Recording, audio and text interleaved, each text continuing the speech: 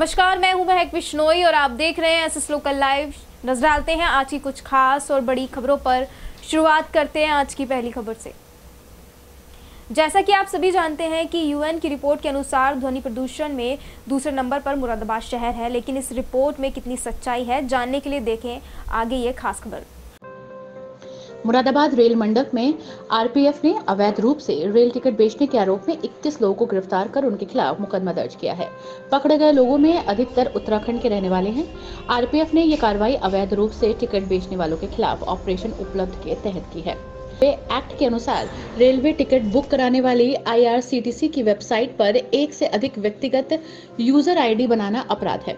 Operation उपलब्ध के तहत उन यूजर आईडी की निगरानी की जा रही थी जिनसे सामान्य से अधिक टिकट बुक कराए जा रहे थे। ऐसी 53 यूजर आईडी जांच में सामने आई। गहन जांच में स्पष्ट हुआ कि इन आईडी का इस्तेमाल अवैध रूप से रेलवे के टिकट अधिक कीमत पर बेचने में किया जा रहा था। अभी हमारा टाइम पे एक स्पेशल ऑपरेशन चलाया जाता है जो कि सीनियर ईएससी जो आरपीएफ के हेड हैं यहाँ पे, उनके नेतृत्व में चलाया गया। और जो भी अनऑथराइज टिकट बेचता है कुछ ही लोग ऑथराइज होते हैं जो कि टिकट की बिक्री कर सकते हैं, स्टेशन पे हैं, और कुछ एजेंट होते हैं जो हम यहाँ से प्रॉपर तरीके से टेंडर के द्वारा या नोटिस के द्वारा इशू किया जाता है। इनके अलावा कुछ लोग अपनी पर्सनल आईडी से पैसे ज़्यादा लेके यात्रियों को बहका फुसला के ठगी करके टिकट बनाते थे। तो ऐसे 21 लोगों को पकड़ा गया था, 20-21 लोगों को, जिसमें से 17 लोग गिरफ्तार भी हुए थे। और प्रॉपर जो रूल और रेगुलेशन है, जो कुछ धाराएं हैं, उनके हिसाब से उनके खिलाफ कार्रवाई की जा रही है। उन्हीं धाराओं के तहत उनको गिरफ्तार भी किया गया। इसके बाद अभियान चलाकर आरोपियों की गिरफ्तारी शुरू की गई। गिरफ्तार किए गए 21 लोगों की 53 यूजर आईडी आईआरसीटीसी के सिस्टम से ब्लॉक कराई गई। आरोपियों के पास से 35,376 रुपए कीमत के 43 टिकट भी बरामद हुए। पूछताछ में इन लोगों ने 1,28,411 कीमत के 142 टिकट बेचना कबूल किया।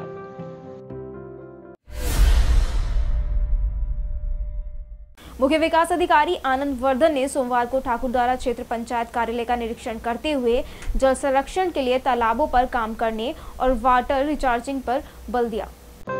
मुख्य विकास अधिकारी आनंद वर्धन ने सोमवार को ठाकुरद्वारा क्षेत्र पंचायत कार्यालय का निरीक्षण करते हुए जल संरक्षण के लिए तालाबों पर काम करने और वाटर रिचार्जिंग पर बल दिया। समूह की महिलाओं को मार्केटिंग बढ़ाने की हिदायत भी दी। सीडीओ आनंद वर्धन ने सोमवार को क्षेत्र पंचायत कार्यालय का निरीक्षण किया। इस दौरान सीडीओ ने ब्लॉक सोशल ऑडिटर, कोऑर्डिनेटर, मनरेगा, अंकित आदि पटलों को देखा। उन्होंने खंड विकास अधिकारी डॉक्टर मनीष चंद्र को निर्देश दिया। ठाकुरद्वारा में तालाबों पर काम होना चाहिए क्योंकि यहाँ जल संरक्षण का बहुत बड़ा स्कोप है। वाटर रिचार्जिंग पर अधिक से अधिक ध्यान दिया जाना चाहिए। स्वयं सहायता समूह की महिलाओं से बातचीत करते हुए निर्देश दिए कि मार्केटिंग के लिए स्कूटी चलाने वाली कुछ आधुनिक विचारों की महिलाओं की सहायता ली जाए। इस दौरान ब्लॉक प्रमुख पति डॉक्टर वीर सिंह सैनी, प्रधान संघ अध्यक्ष वीर सिंह सैनी ने मुख्य विकास अधिकारी से बातचीत की तो सीडीओ ने पार्किंग का निरीक्षण कर सुंदरीकरण कराकर ग्रीन लगाकर बढ़िया पार्किंग बनाने के लिए कहा।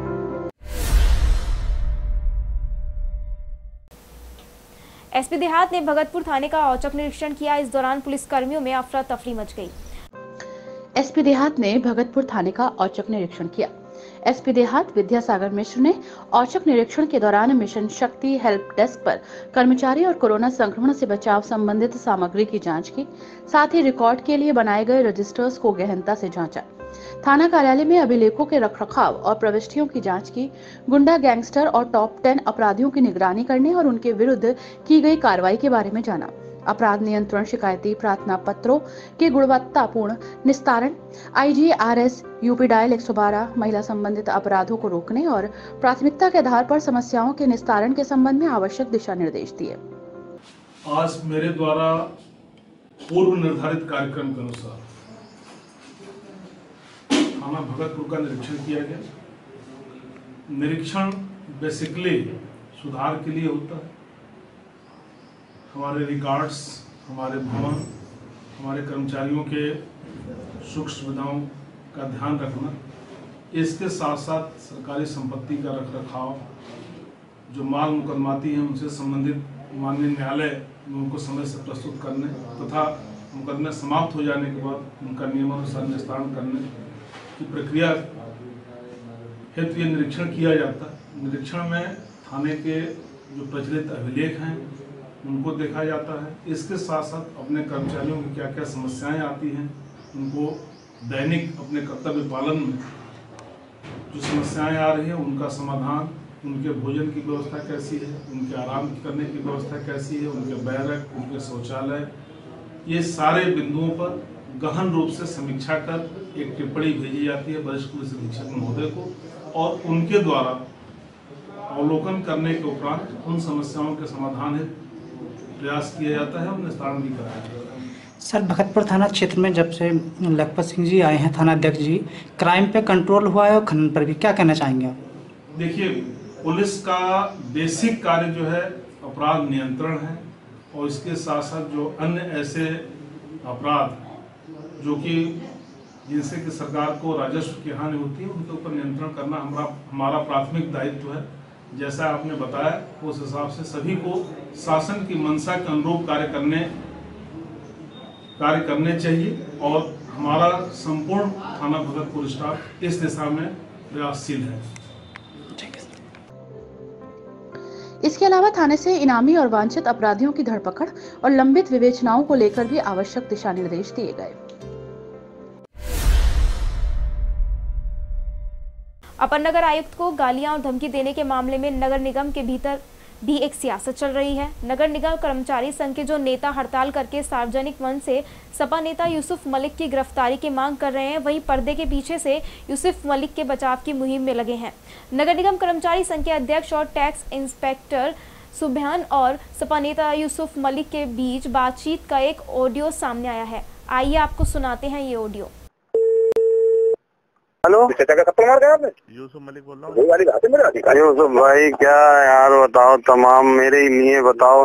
मैंने अभी जैन भैया के पास खड़ा हूँ, अपर नगरायुक्त जी ने कहा तुम क्या कह रहे हो भाई? मैंने जब कहा कि भाई साहब वो दामाद भी होता है मेरा, आरिफ छोटे भाई है, यूसुफ भाई छोटे भाई है मेरे, तो उन्होंने कहा अच्छा रुकिए, बोले सुबहान को मूवी दिखाओ जरा। बोले जी कोई सुबहान है यूनियन वहाँ पे टैक्स में, और 5 लाख रुपए की रिश्वत मांगी। बताओ यार, देख रहा हो। उससे बातों को छोड़ो, अभी बताओ खत्म कैसे होगा ये? अब भाई जैन भैया के पास बैठा हूँ, अपन नगरायुक्त की कोठी पे जा रहा हूँ, पीछे गुस्से में उठ के चले गए हैं। मैं जा रहा हूँ, बहुत इत्मीनान से बात करूंगा, भैया से कोई मशवरा किया है मैंने।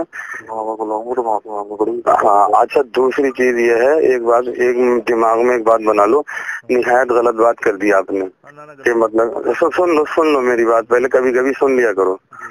ऐसा है, वो प्रशासनिक अधिकारी के साथ साथ आपको बताऊं मैं हट के बात कर रहा हूँ, जैन साहब से तरफ पीछे को आ गया मैं।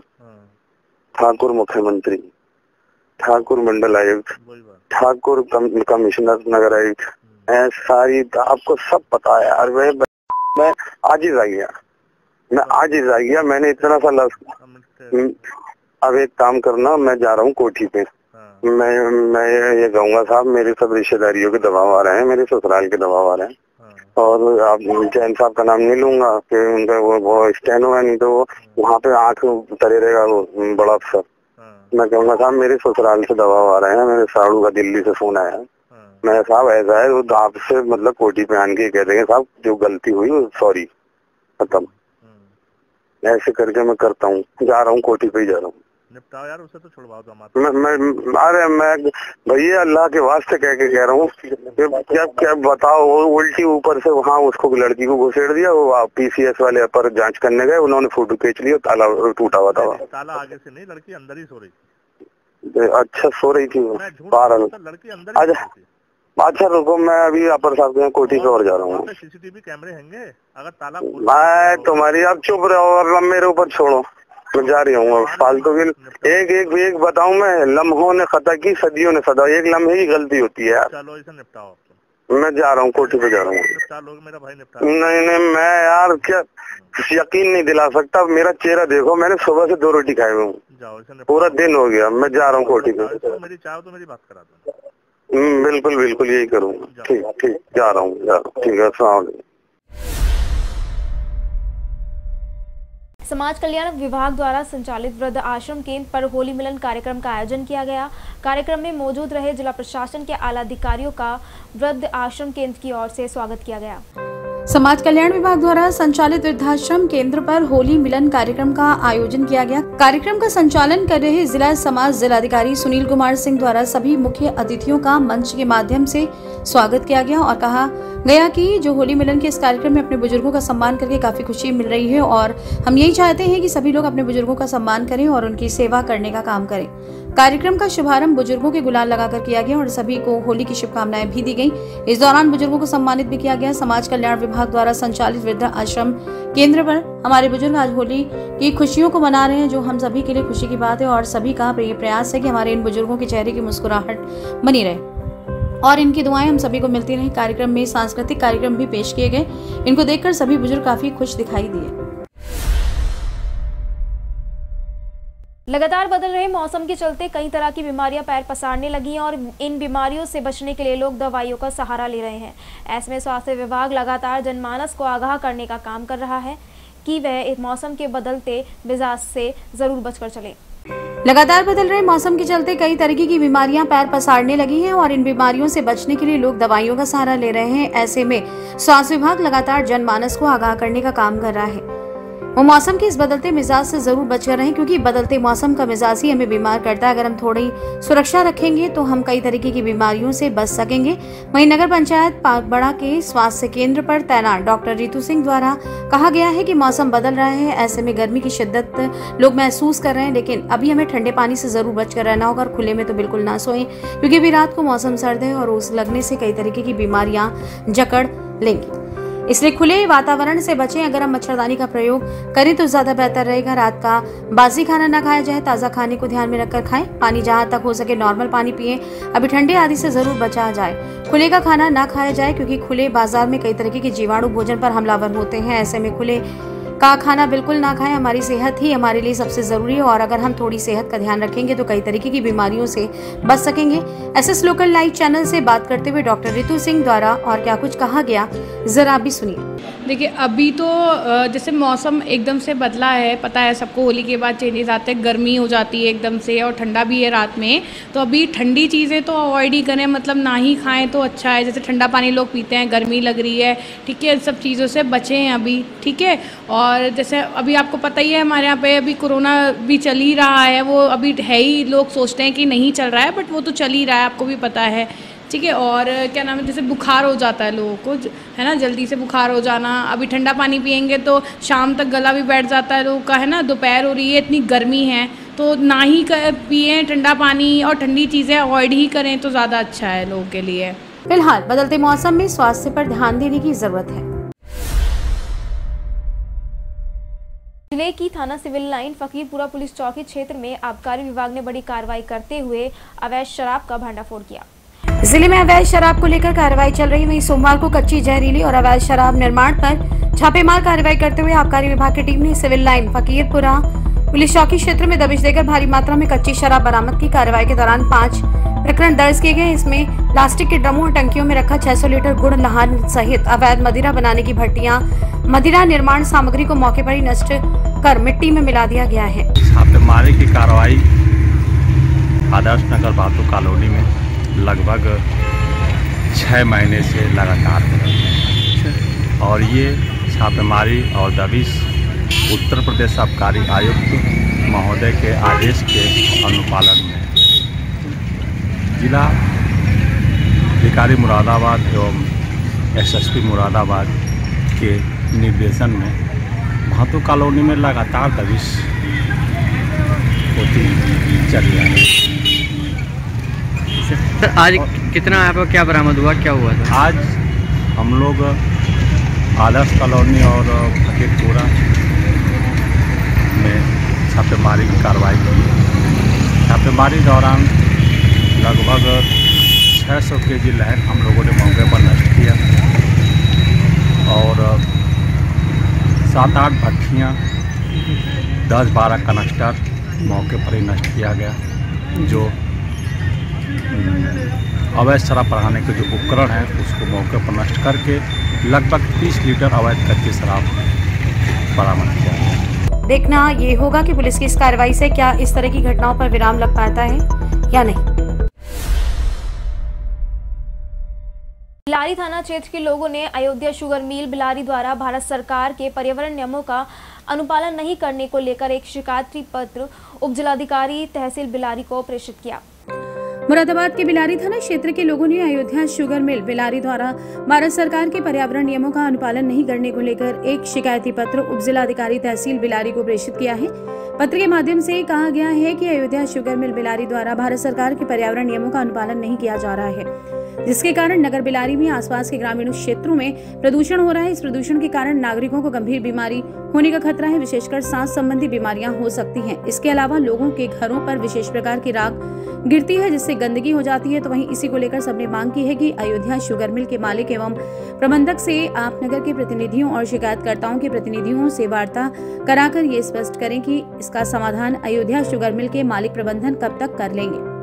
एवं जानकारी देते हुए क्षेत्रवासियों का कहना है कि लोगों के घरों में राख गिरती है। तमाम बिलारी और आसपास का क्षेत्र है। गांव का शुगर मिल से चारों तरफ का क्षेत्र 5-10 किलोमीटर तक के सभी क्षेत्र के लोग परेशान हैं। सभी लोगों से बात करने के बावजूद इन्हें पता भी है, लेकिन ये फिर भी इनमें सुधार नहीं कर रहे हैं। अब आम नागरिक उनके खिलाफ खड़े हुए हैं। अगर उन्हें बिलारी में रहना है और काम करना है तो इसमें सुधार किया जाएगा और प्रदूषण के नियमों का उल्लंघन करेगा। इसके खिलाफ लड़ाई होगी और कोई ना कोई निर्णय निकालना पड़ेगा। और लोगों के घरों पे राख गिरती है, उसकी मोटरसाइकिल चलाने वाले की आंख में गिर जाती है, उसके एक्सीडेंट होने का खतरा होता है। तो तमाम बिलारी और आसपास का जो क्षेत्र है गांव का, शुगर मिल के चारों तरफ का क्षेत्र 5-10 किलोमीटर तक दूर तक, वो सारे इससे परेशान है। लेकिन सब लोगों के बात करने के बावजूद और इसे पता भी है, लेकिन ये सेठ इसमें सुधार नहीं कर रहा। सेठ के दिमाग में ये है कि मैं सब कुछ खरीद लूंगा। तो अब बिलारी की जनता उठ खड़ी होगी इसके खिलाफ। तो अगर इसे बिलारी नगर में रहना है, यहाँ पे काम करना है, तो इसको इसमें सुधार करना पड़ेगा। और प्रदूषण के नियमों का उल्लंघन करेगा तो चाहे एनजीटी तक जाना पड़े, लेकिन इसके खिलाफ लड़ाई होगी और इसका कोई ना कोई संयंत्र लगाना होगा। इस संबंध में उप जिलाधिकारी बिलारी घनश्याम वर्मा का कहना है कि पर्यावरण नियमों का पालन न करने को लेकर हमें ये ज्ञापन प्राप्त हुआ है कि इस संबंध में हम शुगर मिल के प्रबंधक से वार्ता करेंगे और वार्ता करने के पश्चात इसका कोई न कोई उचित समाधान निकालेंगे और उस अनुसार हम आवेदनकर्ताओं को अवगत करा देंगे।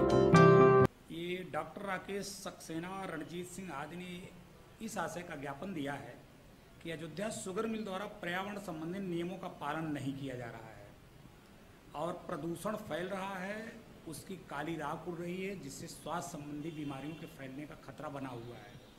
तो ये ज्ञापन आज हमें प्राप्त हुआ है।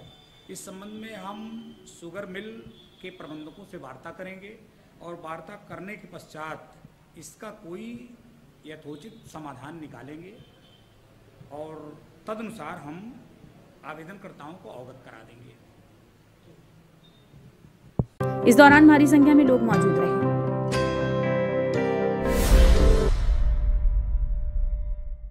बहमन पब्लिक स्कूल सिरसी जिला संभल में परीक्षा वितरण कार्यक्रम मनाया गया।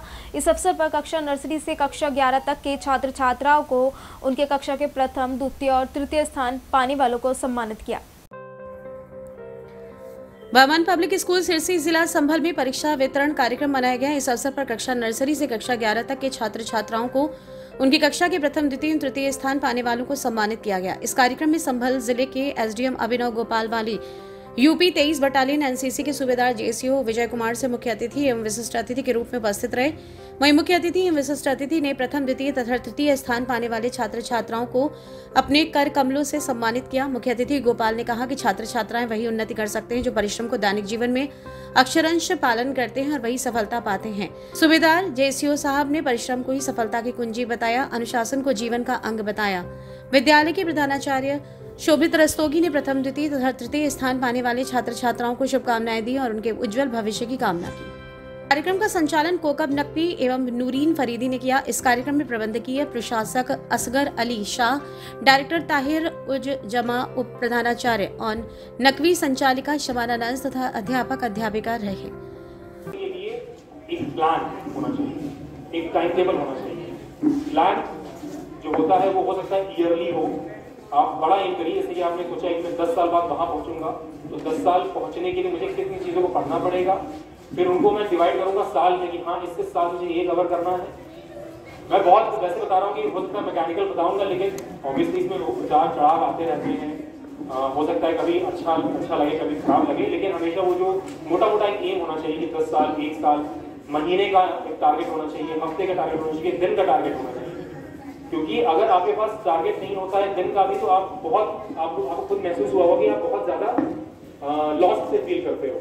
आपको लगता है कि अब कल क्या करूंगा, अच्छा कल तो मैं स्कूल जाऊंगा, अच्छा ठीक है ये क्लास। रबाब जहरा को टॉपर ऑफ द ईयर, आजम को स्पोर्ट्स ऑफ द ईयर चुना गया। विशेष योगदान पियारो साहब अली लाजिकरा, कक्षा LKG में उमरा, कक्षा UKG में अमना, कक्षा 1 में निदा, कक्षा 2 में सोमन, कक्षा 3 में हिफ्जा, कक्षा 4 में सोफिया, कक्षा 5 में शुबैर इमाम, कक्षा 6 में कुनैन, कक्षा 7 में अफीफा, कक्षा 8 में जसिया और महक, कक्षा 9 में अनुषा तथा कक्षा 11 में मारिया ने प्रथम स्थान प्राप्त किया।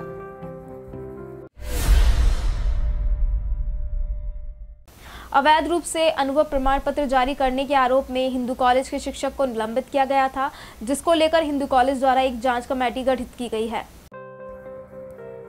हिंदू कॉलेज में भूगोल विभाग के एक एसोसिएट प्रोफेसर द्वारा प्रबंध तंत्र के क्षेत्राधिकार में घुसकर लेटर पैड के इस्तेमाल का मामला सामने आया है। फिलहाल आरोपी एसोसिएट प्रोफेसर द्वारा जारी एक अनुभव प्रमाण पत्र सामने आया है, जो कि एक बर्खास्त शिक्षिका का नाम जारी है। उस शिक्षिका ने भी इस अनुभव प्रमाण पत्र का इस्तेमाल एक कॉलेज में प्रधानाचार्य पद के आवेदन में किया है। मामला संज्ञान में आते ही कॉलेज प्रबंधन ने तत्काल प्रभाव से एसोसिएट प्रोफेसर को निलंबित करते हुए पूरे मामले की जांच के लिए विधि समिति का गठन कर दिया है। कॉलेज के प्रधानाचार्य सत्यव्रत सिंह ने बताया कि ये करतूत कॉलेज के associate professor doctor Shyam Singh की है। उनके हस्ताक्षर से जारी अब तक 2 अनुभव प्रमाण पत्र सामने आए हैं, लेकिन आशंका है कि उन्होंने और भी अनुभव प्रमाण पत्र जारी किए होंगे। सबसे बड़ी आशंका ये है कि कॉलेज के लेटर हेड का इस्तेमाल किसी अन्य अवैधानिक गतिविधि में किया गया हो सकता है। ऐसे हालात में कॉलेज के प्रबंध तंत्र ने तत्काल प्रभाव से बैठक बुलाकर सर्वसम्मति से assistant professor doctor Shyam Singh को निलंबित करते हुए नोटिस जारी कर दिया है। अभी हाल फिलहाल में जो मैनेजमेंट की मीटिंग हुई थी 14 मार्च को, उसमें ये तथ्य उठाए गए थे कि कोई एक प्रमाण पत्र अवैधानिक तौर पर जारी किए गए हैं, जिसमें उच्च अधिकारियों को संज्ञान में लिए बगैर वो प्रमाण पत्र जारी किए गए हैं। और वह किस कैपेसिटी में जारी किए गए, उसके बहुत सारे तकनीकी पहलू, इन सब चीज़ों पर और मामले की गंभीरता को देखते हुए प्रबंध तंत्र ने तुरंत एक समिति का गठन किया है, जो कि इसके विभिन्न विधिक और तकनीकी पहलुओं की जांच करेगी और साथ ही फौरी तौर पर कदम उठाते हुए संबंधित शिक्षक को निलंबित कर दिया गया है। और उस दौरान ये समिति अपनी जल्दी से जल्दी रिपोर्ट देगी, आख्या देगी। और चूँकि मामला इस समय समिति के विचाराधीन है, इस समय इससे ज़्यादा मेरा इस बिंदु पर मसले पर टिप्पणी करना समीचीन नहीं होगा। और ये सारी जो आख्या आई उसके पश्चात ही हम आपको कुछ विस्तार से बता पाने में सक्षम हैं। वहीं इससे जुड़ी अन्य शंका और आशंकाओं की जांच के लिए विधि समिति का गठन कर दिया गया है। इस समिति में वरिष्ठ अधिवक्ता सुरेंद्र वर्मा और चवन सिंह शामिल हैं। इनकी रिपोर्ट को देखते हुए ये जरूर हुआ डॉक्टर श्याम सिंह को बर्खास्त भी किया जा सकता है। गोकुल हिंदू गर्ल्स कॉलेज मुरादाबाद में राष्ट्रीय सेवा योजना की दोनों इकाइयों द्वारा 1 दिवसीय शिविर का आयोजन बाल आश्रम उन्मूलन के रूप में किया गया।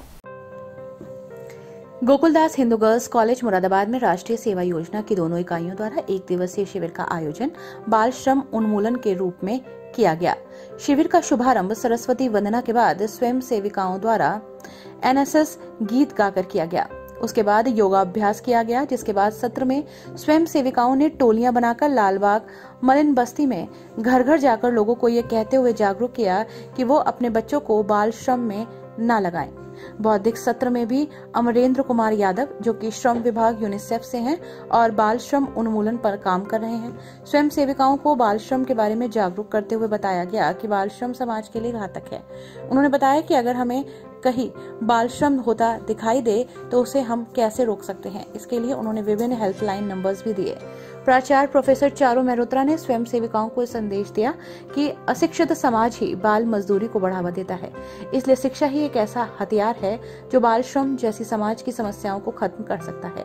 प्राचार्य ने यह भी बताया कि बाल मजदूरी मानवता पर कलंक है, इसे रोककर हमें समाज को अकलंक बनाना है। इस अवसर पर उप प्राचार्य डॉक्टर अंजना दास ने बच्चों को शुभकामनाएं दी और कहा कि बाल मजदूरी एक अभिशाप है जो किसी परिवार, समाज और देश के विकास में बाधक है।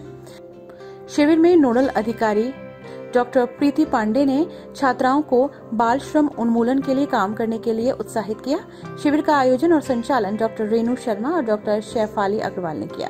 शिविर में शिवी, जैनब, आयशा, अदीना, तस्मिया, बेनजीर, शाइमा, खुशबू, नमीरा आदि स्वयं सेविकाओं ने भागीदारी की। शिवसेना के जिला प्रमुख वीरेंद्र अरोड़ा ने अपने समर्थकों के साथ जिला मुख्यालय पर प्रदर्शन करते हुए एसएसपी को एक ज्ञापन सौंपा। शिवसेना के जिला प्रमुख वीरेंद्र अरोड़ा ने अपने समर्थकों के साथ जिला मुख्यालय पर प्रदर्शन करते हुए एसएसपी को एक ज्ञापन सौंपा, जिसमें कहा गया कि अवैध रूप से रामेश्वर दयाल तुरेहा अपने आप को शिवसेना का जिला प्रमुख बताते हैं, जिसके संबंध में थाना सिविल लाइन मुकदमा दर्ज करने की ज्ञापन के माध्यम से मांग उठाई गई। ज्ञापन के माध्यम से अवगत कराया गया कि पार्टी के नाम पर आम जनमानस को धमकाने और पार्टी के बैनर और लेटर हेड का दुरुपयोग करने को लेकर शिवसेना पदाधिकारियों द्वारा 30/7/2021 को थाना मझौला में प्रार्थना पत्र दिया गया था, जिसके आधार पर पुलिस ने रामेश्वर दयाल के खिलाफ मुकदमा दर्ज किया था, जिसकी पूर्ण जांच के उपरांत पुलिस द्वारा मुकदमे में चार्जशीट दाखिल होने के बाद भी अभियुक्त की गिरफ्तारी नहीं हो पाई, जिस पर शिवसेना के जिला प्रमुख वीरेंद्र अरोड़ा द्वारा अपने समर्थकों के साथ प्रदर्शन करते हुए एक ज्ञापन एसएसपी मुरादाबाद को सौंपा गया है। किस मामले में आप लोगों ने यहाँ पे आपके संज्ञान में ये लाना चाह रहे हैं? हम माननीय एसएसपी महोदय से भी शिवसेना के समस्त पदाधिकारीगण मिले हैं। एक विषय आया था कि 2 दिन पहले हम लोगों के आप ही लोगों के माध्यम से संज्ञान में आया था रामेश्वर दयाल जो अभियुक्त है 419/420 का मुकदमा शिवसेना के नेताओं ने लिखवाया और उसमें पुलिस ने चार्जशीट भी लगा दी कि वो सारी जांच हुई कि वो माना गया कि वो शिवसेना के पैडों का, शिवसेना के बैनरों का, शिवसेना के झंडे का इस्तेमाल कर रहे हैं। उसके लिए एक FIR दर्ज हुई, पुलिस ने उसमें चार्जशीट भी कर दी।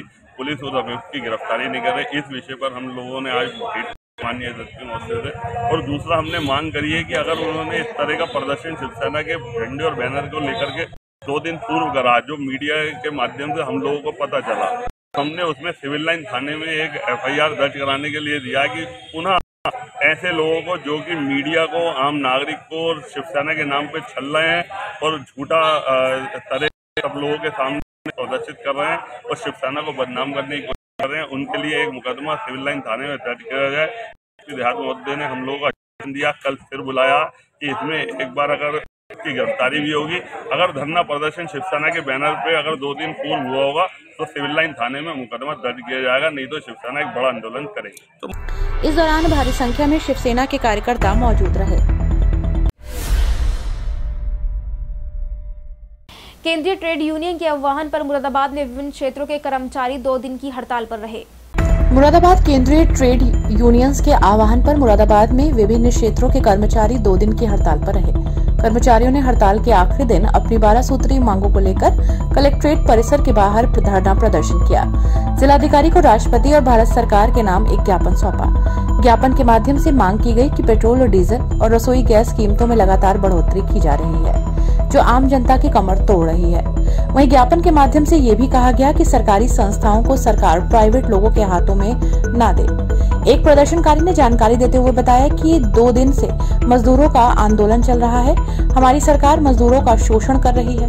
भारत की सरकार नाम की सरकार है, मजदूरों को गुलामी में उतार चुकी है। पहले अंग्रेजों की गुलामी की, अब पूंजीपतियों की गुलामी मजदूरों से करवाई जा रही है। मजदूरों की कहीं कोई सुनवाई नहीं, लगातार मजदूरों का शोषण किया जा रहा है। वहीं उन्होंने कहा कि अगर सरकार हमारी मांगे नहीं मानती है तो आंदोलन को उग्र होना पड़ेगा।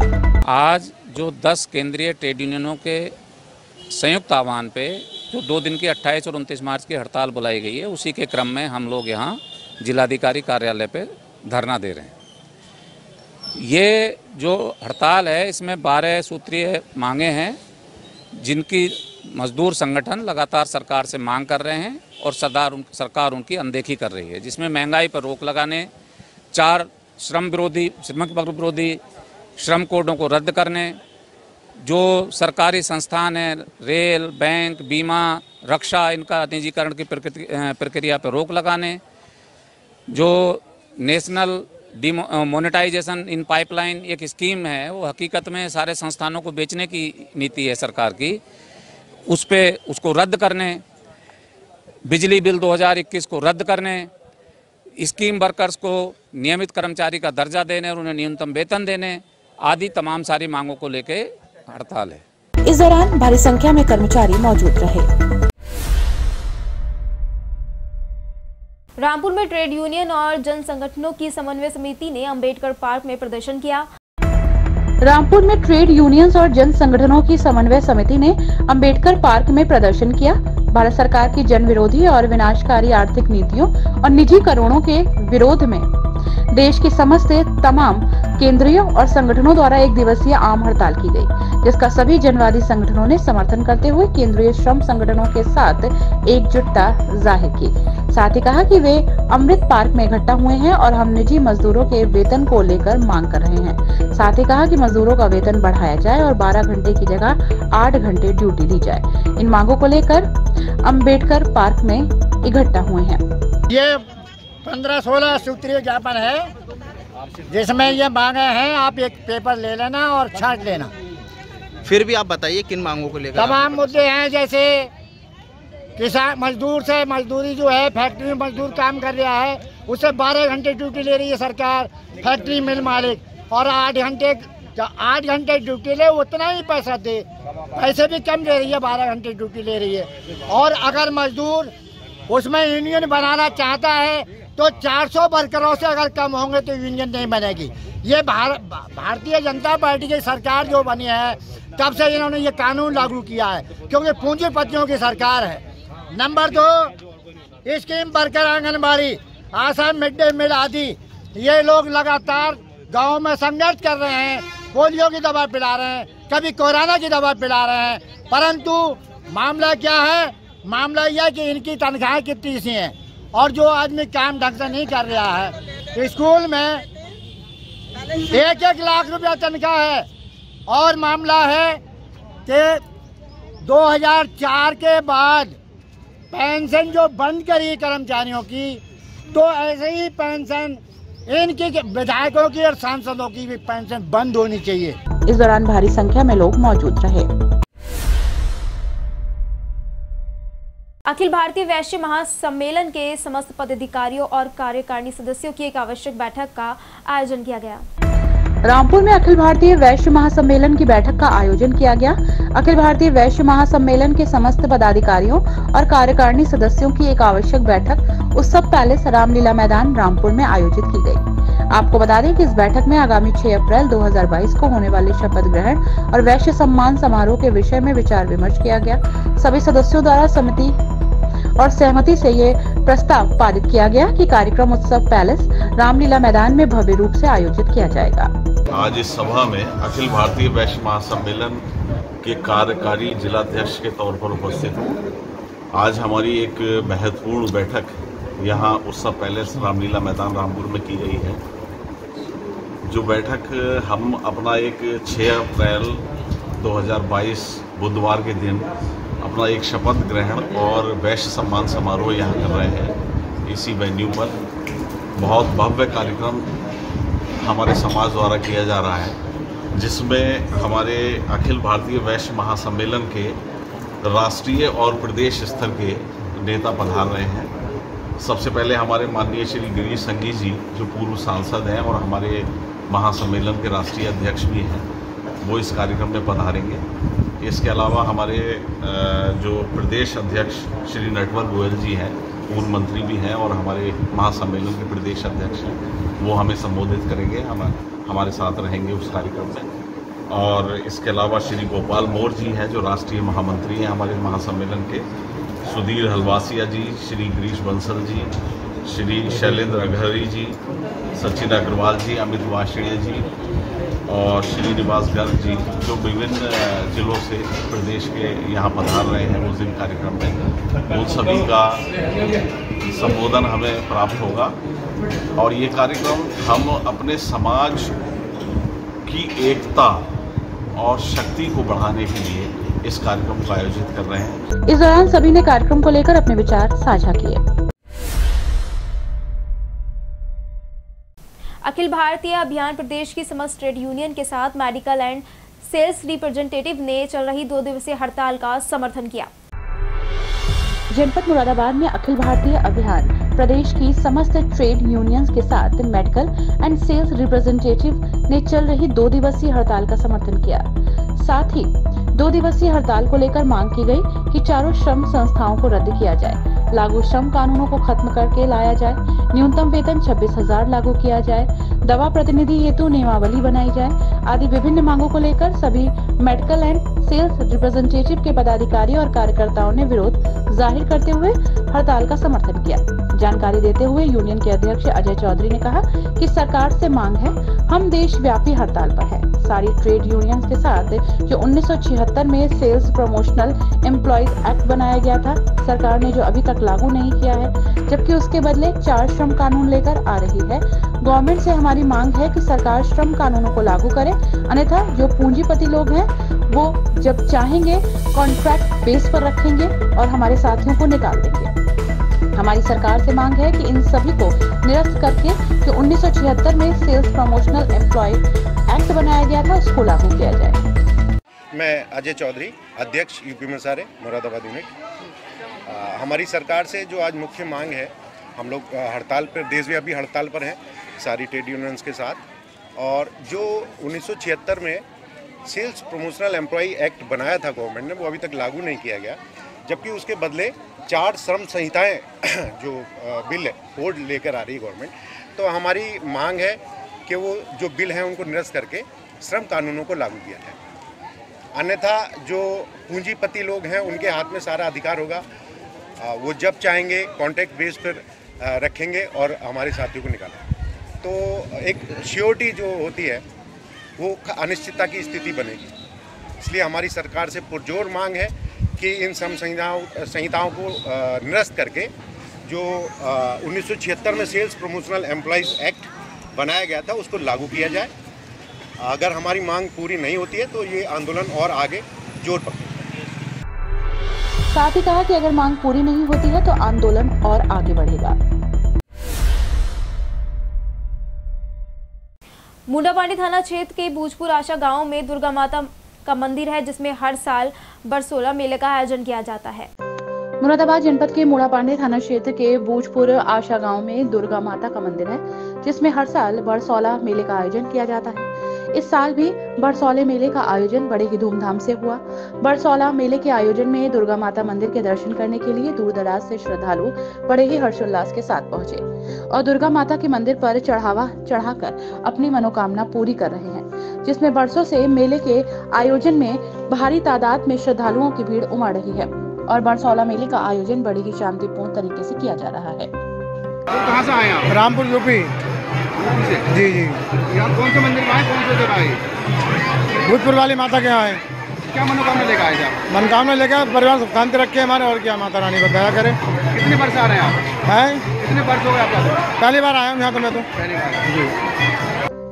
आपको ये भी बताते चले कि बरसौला मेले की तैयारियां पुलिस प्रशासन भी पूरी तरीके से मुस्तैद होकर कर रही है। साथ ही हर मुख्य चौराहे पर पुलिस प्रशासन भी जाम की स्थिति को देखते हुए अलर्ट है, जिसमें पुलिस प्रशासन मेले के आयोजन में उपस्थित है ताकि किसी तरीके की कोई चेन स्नैचिंग की वारदात ना हो, लूट या चोरी की वारदात मेले के आयोजन में ना हो। पुलिस प्रशासन की तरफ से सारी व्यवस्थाएं मुस्तैद है। आज किस चीज का मेला है? ये माँ दुर्गा का बसौड़े का मेला लग रहा है। अच्छा, नवरात्रि आ रही है, उसकी क्या तैयारियां हैं यहाँ पर? हमारे यहाँ फुल सपोर्ट है, माता के श्रद्धालु होते हैं। आयोजन हमारे यहाँ भंडारा हर साल चलते रहते हैं। 9 दुर्गों में भंडारा चलेगा हमारे यहाँ। हमारी कमेटी की फुल व्यवस्था रहती है यहाँ। पुलिस प्रशासन फुल व्यवस्था में रहता है हमारी तरफ से। पार्किंग की व्यवस्था हमारे मेले में बहुत अच्छी व्यवस्था होती है और धर्मशाला भी है, हर चीज़ की व्यवस्था है हमारे यहाँ। वहीं बरसौला मेले की कमेटी भी ठेकेदारों द्वारा बनी हुई है। वहीं लोग भी मेले को शांतिपूर्ण तरीके से संपन्न कराने में फुल प्रशासन के सपोर्ट में हैं। मुरादाबाद से काशीपुर रोड स्थित ग्राम जेतपुर फार्म हाउस में रेन वाटर हार्वेस्टिंग और ड्रिप लाइन ट्रिप विधि द्वारा सिंचाई कार्यक्रम में पहुंचे मंडलायुक्त अजय कुमार सिंह ने खेतों को देखकर सराहना की। मुरादाबाद से काशीपुर रोड स्थित ग्राम जैतपुर फार्म हाउस में रेन वाटर हार्वेस्टिंग और ड्रिप लाइन टपक विधि द्वारा सिंचाई कार्यक्रम में पहुंचे मंडलायुक्त अजय कुमार सिंह ने खेती को देखकर काफी सराहना की।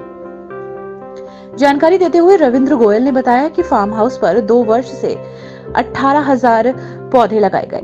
जहां पर किसानों को रोजगार देने के साथ साथ पर्यावरण को बढ़ावा देने के लिए काम किया जा रहा है। रविंद्र गोयल ने बताया कि फलों के पौधों को लगाने के लिए प्रोत्साहन deputy director horticulture Shyam Gupta और डिस्ट्रिक्ट हॉर्टिकल्चर अधिकारी गया प्रसाद के निर्देशन में चल रहा है। दोनों के निर्देशन में ही अपने फार्म हाउस पर पिछले 2 वर्षों में 18,000 फलों के पौधे रोपित किए गए और अब प्रधानमंत्री नरेंद्र मोदी और मुख्यमंत्री योगी आदित्यनाथ की प्रेरणा से अपने फार्म हाउस पर रेन वाटर हार्वेस्टिंग, जो कि कृत्रिम बारिश के लिए भी जानी जाती है, और ड्रिप लाइन सिस्टम, जिससे कि हम अपने खेतों में बूंद बूंद पानी से खेती करते हैं। इन दोनों विधियों से ही करीब 70% तक पानी की बचत होती है। विधि पूर्वक शुभारंभ करें। अभी तक हम जो है पारंपरिक अपना जो है खेती कर रहे थे, लेकिन अभी जो हमारे प्रधानमंत्री जी और हमारे उत्तर प्रदेश के मुख्यमंत्री श्री योगी जी का जो अभियान चल रहा है फलों के लिए, तो उसका 2 साल से रुझान हुआ और 2 साल में मैंने अपने जो है टोटल 18,000 पौधे फलों के अपने खेतों पर लगाए, जिसमें अमरूद, केला, नींबू तथा अन्य फलों के पौधे भी मैंने काफ़ी लगाए यहाँ पे। और उसी का आज निरीक्षण था। कमिश्नर साहब, हमारे डिप्टी डायरेक्टर फल उद्यान और जिला के फल उद्यान अधिकारी, वो सब यहाँ पे आए थे हमारे निरीक्षण करने।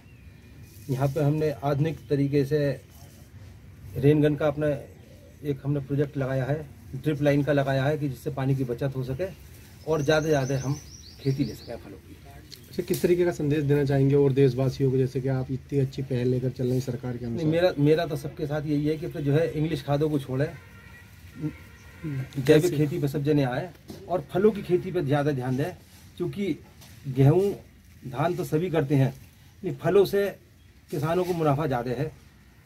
मैंने अपना अनुमान लगाया कि कम से कम 10 गुना ज़्यादा आमदनी हो जाएगी मुझे अगले 1 साल के अंदर। इस अवसर पर रॉबिन सिंह, दिनेश कुमार, हरजीत सिंह, राम अवतार, ग्राम प्रधान विमला देवी, रामपुरन और अन्य ग्राम जैतपुर के गणमान्य लोग मौजूद रहे। सभी ने आगे अपनी खेती के अलावा फलों की उपज करने के लिए भी जिज्ञासा जाहिर की।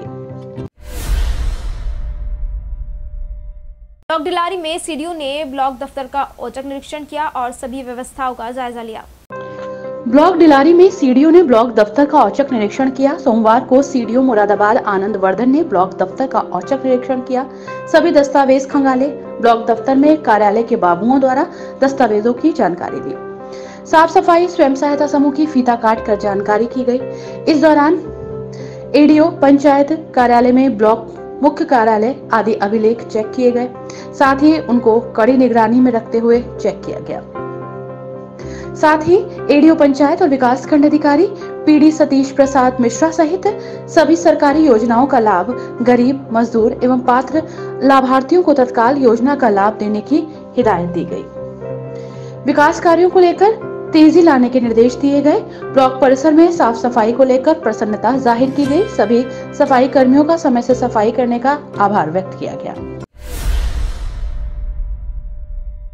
किसान सम्मान निधि पाने के लिए ई-केवाईसी को लेकर किसान परेशान हैं। लघु और सीमांत किसानों की आय बढ़ने के लिए किसानों को प्रधानमंत्री किसान सम्मान निधि के अंतर्गत साल में 6,000 रुपए दिए जाते हैं। किसान सम्मान निधि पाने के लिए ई-केवाईसी को लेकर किसान परेशान हो रहे हैं। लघु और सीमांत किसानों की आय बढ़ाने के लिए किसानों को प्रधानमंत्री किसान सम्मान निधि के अंतर्गत साल में 6,000 रुपए दिए जा रहे हैं। सरकार ने योजना का लाभ प्राप्त करने वाले किसानों को 31 मार्च तक ई-केवाईसी की प्रक्रिया पूरी करने के निर्देश दिए हैं। ई-केवाईसी न कराने वाले किसानों को योजना का लाभ नहीं मिल पाएगा। ई-केवाईसी के लिए किसान जन सेवा केंद्र का चक्कर लगाने को मजबूर है। जिन किसानों के मोबाइल नंबर आधार कार्ड से पंजीकृत नहीं है अथवा सत्यापन करते समय ओटीपी नहीं आ रही है, उन्हें जन सेवा केंद्र पर जाकर बायोमेट्रिक सत्यापन कराने के लिए जानकारी दी जा रही है। जन सेवा केंद्र संचालकों द्वारा बताया जा रहा है कि अभी साइट नहीं चल रही है। जिन किसानों के मोबाइल नंबर आधार कार्ड नंबर से लिंक हैं, केवल उन्हीं लोगों का ओटीपी आधारित सत्यापन की प्रक्रिया चल रही है। कई किसानों का रिकॉर्ड नॉट फाउंड बता रहा है। किसानों ने बताया कि हमें 10 किश्त मिल चुकी है, लेकिन अब रिकॉर्ड नॉट फाउंड बता रहा है। गेहूं की कटाई नजदीक है, ऐसे में यदि सम्मान निधि नहीं मिली तो दिक्कत हो जाएगी। ये किसानों की जो है केवाईसी चल रही है, पीएम किसान सम्मान निधि। अच्छा, तो केवाईसी हो रही है कैसे? केवाईसी नहीं हो पा रही है, बहुत साइट भी चल रही है इसकी। इसकी लास्ट डेट क्या दे रखी? लास्ट डेट इसकी 31 मार्च है। अच्छा, तो किसानों को क्या करना पड़ रहा है जो आपकी केवाईसी नहीं हो रही, ऐसा क्यों? ऐसा क्या मतलब साइट चलने की वजह से जो है रिकॉर्ड नॉट फाउंड आ रहा है, किसान का हो नहीं पा रहा है। अच्छा, तो कितने रुपए महीने साल में आते हैं ये 2000 रुपये आते हैं लगभग 3 महीने में किसान के। अच्छा, तो अब जैसे साइट नहीं चल रही तो क्या सोचा जाएगा इसके बारे में? साइट क्या, साइट की डेट बढ़नी चाहिए आगे, जो है किसान की बेनिफिट तभी हो पाएगा आगे। वहीं अब देखना होगा कि क्या साइट ठीक से चल पाती है या नहीं। मुरादाबाद रेल मंडल में आरपीएफ ने अवैध रूप से रेलवे टिकट बेचने के आरोप में 21 लोगों को गिरफ्तार कर उनके खिलाफ मुकदमा दर्ज किया। मुरादाबाद रेल मंडल में आरपीएफ ने अवैध रूप से रेल टिकट बेचने के आरोप में 21 लोगों को गिरफ्तार कर उनके खिलाफ मुकदमा दर्ज किया है। पकड़े गए लोगों में अधिकतर उत्तराखंड के रहने वाले हैं। आरपीएफ ने ये कार्रवाई अवैध रूप से टिकट बेचने वालों के खिलाफ ऑपरेशन उपलब्ध के तहत की है। एक्ट के अनुसार रेलवे टिकट बुक कराने वाली आईआरसीटीसी की वेबसाइट पर एक से अधिक व्यक्तिगत यूजर आईडी बनाना अपराध है। ऑपरेशन उपलब्ध के तहत उन यूजर आईडी की निगरानी की जा रही थी जिनसे सामान्य से अधिक टिकट बुक कराए जा रहे थे। ऐसी 53 यूजर आईडी जांच में सामने आई। गहन जांच में स्पष्ट हुआ कि इन आईडी का इस्तेमाल अवैध रूप से रेलवे के टिकट अधिक कीमत पर बेचने में किया जा रहा था। अभी हमारा टाइम पे एक स्पेशल ऑपरेशन चलाया जाता है जो कि सीनियर ईएससी जो आरपीएफ के हेड हैं यहाँ पे उनके नेतृत्व में चलाया गया। और जो भी अनऑथराइज टिकट बेचता है कुछ ही लोग ऑथराइज होते हैं जो कि टिकट की बिक्री कर सकते हैं। स्टेशन पे हैं और कुछ एजेंट होते हैं जो हम यहाँ से प्रॉपर तरीके से टेंडर के द्वारा या नोटिस के द्वारा इशू किया जाता है। इनके अलावा कुछ लोग अपनी पर्सनल आईडी से पैसे ज़्यादा लेके यात्रियों को बहका फुसला के ठगी करके टिकट बनाते थे। तो ऐसे 21 लोगों को पकड़ा गया था, 20-21 लोगों को, जिसमें से 17 लोग गिरफ्तार भी हुए थे और प्रॉपर जो रूल और रेगुलेशन है जो कि धाराएं हैं उनके हिसाब से उनके खिलाफ कार्रवाई की जा रही है। उन्हीं धाराओं के तहत उनको गिरफ्तार भी किया गया। इसके बाद अभियान चलाकर आरोपियों की गिरफ्तारी शुरू की गई। गिरफ्तार किए गए 21 लोगों की 53 यूजर आईडी आईआरसीटीसी के सिस्टम से ब्लॉक कराई गई। आरोपियों के पास से 35,376 रुपए कीमत के 43 टिकट भी बरामद हुए। पूछताछ में इन लोगों ने 1,28,411 कीमत के 142 टिकट बेचना कबूल किया।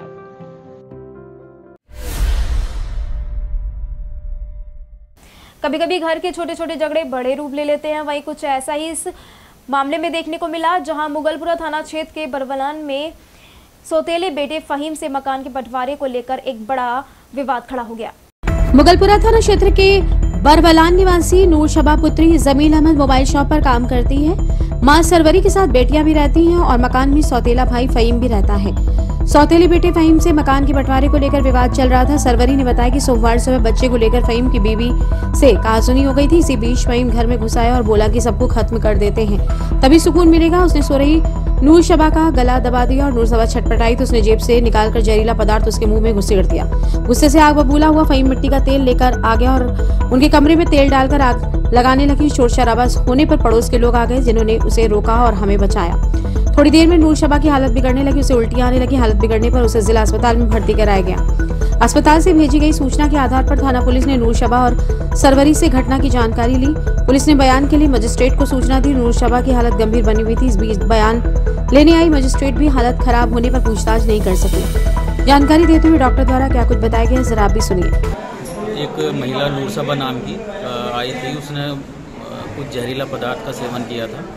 हालत बहुत ख़राब है उसकी, हमने भी उसको भी भर्ती करके और इसका इलाज शुरू कर दिया है। सब पुलिस लेकर आई थी, परिवार लेकर? पुलिस नहीं लेके आई, उसके परिवार वाले लेके आए, परिजन लेके आए। सर क्या लगता है क्या खाया? ये नहीं कहा जा सकता क्या खाया, लेकिन काफ़ी कोई जहरीला पदार्थ उसको या तो उसको खिलाया है जैसे वो आरोप लगा रहे हैं घर वाले, या उसने खुद खाया, ये भी नहीं कहा। मैं देखना भी ये होगा कि इस मामले को लेकर क्या कार्रवाई की जाती है। थाना मुगलपुरा चामुंडा वाली गली निवासी महिला को जली हुई अवस्था में जिला अस्पताल लाया गया, जहां डॉक्टरों द्वारा महिला का इलाज किया जा रहा है। थाना मुगलपुरा चामुंडा वाली गली निवासी महिला को जली हुई अवस्था में जिला अस्पताल लाया गया, जहां महिला का डॉक्टरों द्वारा उपचार शुरू कर दिया गया है, परंतु हालत ज्यादा गंभीर होने की वजह से महिला को हायर सेंटर रेफर कर दिया गया है। वहीं मामले की जानकारी देते हुए डॉक्टर ने क्या कुछ बताया जरा आप भी सुनिए। रेशमा नाम की एक महिला आई थी, वाइफ ऑफ फहीम, बरबलान से।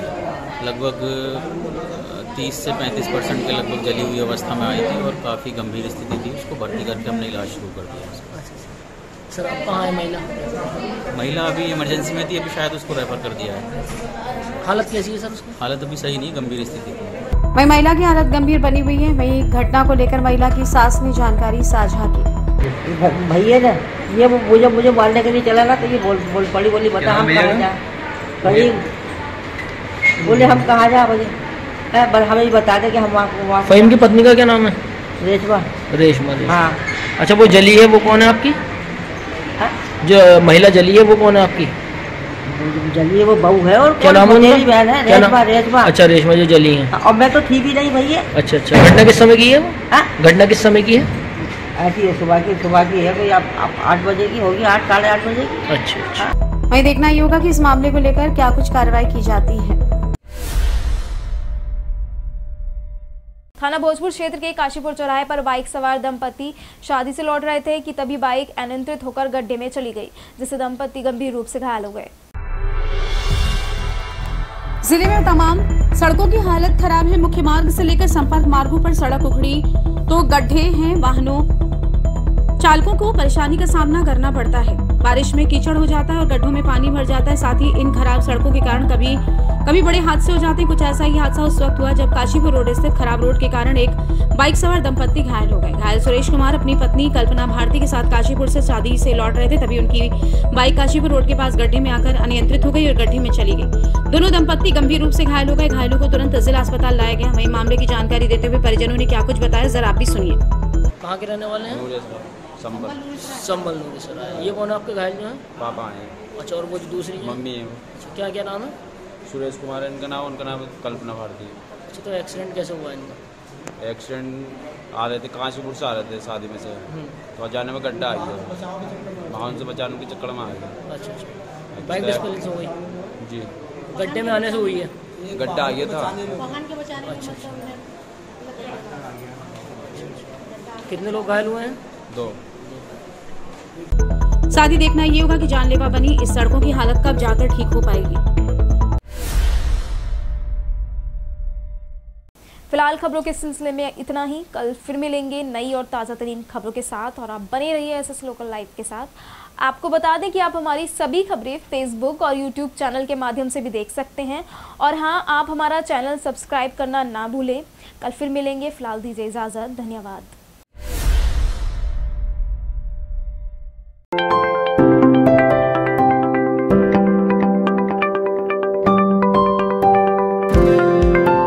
Modern Public School, a center that works with the students to get to the roots of their specific needs and challenges, and then develop solutions to help them become better, more confident learners. As we plant the seeds for your child's success at school and in life, our value-added facilities are variety of sports activities, state-of-art, award-winning sports academy run by professional coaches.